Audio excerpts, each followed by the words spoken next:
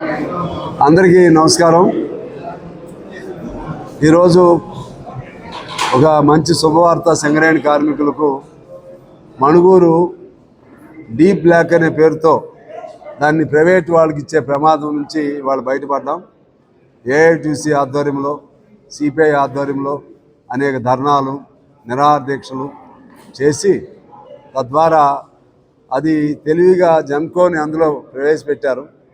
Private వాళ్ళు కాకుండా జెన్కో ద్వారా ఇంకో ప్రైవేట్ వాళ్ళకి ఇవ్వాలని దాని అంశంలో ముఖ్యమంత్రి గారు వారితో నేను మాట్లాడాను. దీన్ని ఒక పాజిటివ్గా తీసుకుని చేశారు. జెన్కోని అయిపోమని ఆపిచ్చారు, మనకి అది వచ్చింది. అంతకుముందు తాడిచెర్లో ఒకటి వచ్చింది. ఇంకా మన కొత్తగూడెంలో పలు చోట్ల రావాల్సిన అవకాశం ఉంది. పెనుగడప కానీ, పెనుబల్లి, శ్రీ రాంపురం, అదేవిధంగా అనిశెట్టిపల్లి, ఉరుకుడు చిలక, ఇంకా చాలా 7-8 రావాలి. హేమచంద్రాపురం అది మైన్ క్లోజ్ అయింది, ఓసీ పేరుతో తీయొచ్చు. ఆ విధంగా చేస్తే కొత్తగూడెం బ్రతికిద్ది. దానికోసం ప్రయత్నం చేస్తున్నాం. అదేవిధంగా ఎయిర్పోర్ట్ కూడా సీరియస్గా ప్రయత్నం చేస్తూ ఉన్నాం. దాంతోపాటు బస్టాండ్లు కూడా మన నియోజకవర్గంలో ఒక బస్టాండ్ అయితే శాంక్షన్ అయింది. కొద్ది రోజుల్లోనే ఒక 15-20 రోజుల్లో, నెలలోపు శంకుస్థాపన కార్యక్రమం కూడా కొత్తగూడెం పెడతాం. పాల్వంచిది కూడా దాన్ని రెన్యువేషన్కి అది కూడా ప్రయత్నం చేస్తూ ఉన్నాను. ఇది బస్టాండ్కి సంబంధించి. ఇక హెల్త్కి సంబంధించి మన హాస్పిటల్ని సూపర్ స్పెషాలిటీ హాస్పిటల్ కింద మార్చడానికి సింగరేణి వాళ్ళు అంగీకరించారు. అదేవిధంగా 15 డయాలసిస్ యూనిట్స్ని నేను గెలిచిన వెంటనే మంజూరు చేయించడం జరిగింది.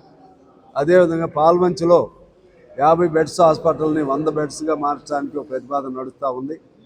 ఇలా మెడికల్ ఫీల్డ్లో కూడా, కాకపోతే మెడికల్ నిర్వహణ బాగాలేదు, అది వాస్తవం. ఎందువల్లంటే పేషెంట్స్కి పూర్తిగా అందుబాటులో లేరు. ఉన్నా కూడా మందులు కానీ ఇటువంటి ఇబ్బంది అయితే ఉంది. అది అంగీకరిస్తున్నాను. దాన్ని ఎలా చేయాలో మన మంత్రి గారితో కూడా మీటింగ్ పెట్టుకున్నాం. దాన్ని ఎవరి ప్రయత్నం వాళ్ళు చేస్తూ ఉన్నాం. ఇక ఎడ్యుకేషన్కి సంబంధించి మనకి మంచి శుభవార్త ఏంటంటే, ఒకటి కేంద్రీయ విద్యాలయం శాంక్షన్ అయింది. తొందరలోనే అది రేపు అసెంబ్లీ సమావేశంలో బిల్లుగా కూడా పాస్ అయింది ఆ స్థలాన్ని. అలాగే 200 కోట్లతో యంగ్ ఇండియా స్కూల్ కూడా మనకి వచ్చింది.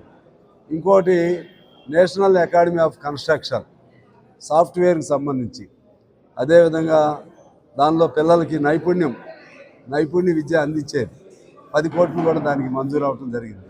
అది ఎడ్యుకేషన్ సంబంధించి. బైపాస్ రోడ్డుకి సంబంధించి 500 కోట్లతో ఒక పెద్ద బైపాస్ కొత్తగూడి రింగ్ రోడ్డుకి మన ఇప్పుడు దానికి సంబంధించినటువంటి బీపీఆర్ కూడా మంజూరైంది. డిపిఆర్ డీటెయిల్డ్ ప్రాజెక్ట్ రిపోర్ట్ కూడా మంజూరైంది. త్వరితగతిన అది మొదలైంది. ఇంకోటి సేతుబంధం పేరుతో పెద్ద ఫ్లైఓవర్ అది దగ్గరికి వచ్చి ఉంది, అది కూడా ఒకటి అవుతుంది. ఆ విధంగా రోడ్లు కానీ, ఎడ్యుకేషన్ కానీ, విద్యారంగంలో కానీ, అదేవిధంగా వర్షాలు వచ్చినప్పుడు మనకి ఇంతకుముందు బాగా మునిగిపోతూ ఉండేవి. ఇంకా కొన్ని ఉన్నాయి సమస్యలు. ఒకదానేమంటే ఒకటి దాన్ని ఏమేమి ఉన్నాయో, ఎక్కడెక్కడ స్టాగ్నేటెడ్ ఏరియాలు ఉన్నాయో గుర్తించి వాటిని కూడా ప్రయత్నం చేస్తూ ఉన్నాం. ఈ విధంగా కొత్తగూడెం నియోజకవర్గంలో శక్తి వంచన లేకుండా మన ప్రాంత అభివృద్ధి కోసం, నియోజకవర్గ అభివృద్ధి కోసం, అదేవిధంగా మన జిల్లా మొత్తం అభివృద్ధి కోసం మన సీతారాం ప్రాజెక్టులో ఇంకొక 10-12 వేల ఎకరాలు అదనంగా ఆ ప్లాన్లో కూడా చేర్పించాము. వ్యవసాయానికి సంబంధించి చెరువు కూడా మంజూరైంది. కుంగిపోయే చెరువుకి డబ్బులు కూడా వచ్చినాయి. మురియేడుది కూడా 50 కోట్లతో అటు ఇటు రివిట్మెంట్ కూడా మంజూరైంది, ఫైనాన్స్లో ఉంది అది. ఇలా చేతనైన మేరకు ఇక్కడ కానీ, పాల్వంచిలో 800ది ప్రయత్నం చేస్తూ ఉన్నాం. ఇక్కడేమో ఎయిర్పోర్ట్ది ప్రయత్నం చేస్తూ ఉన్నాం.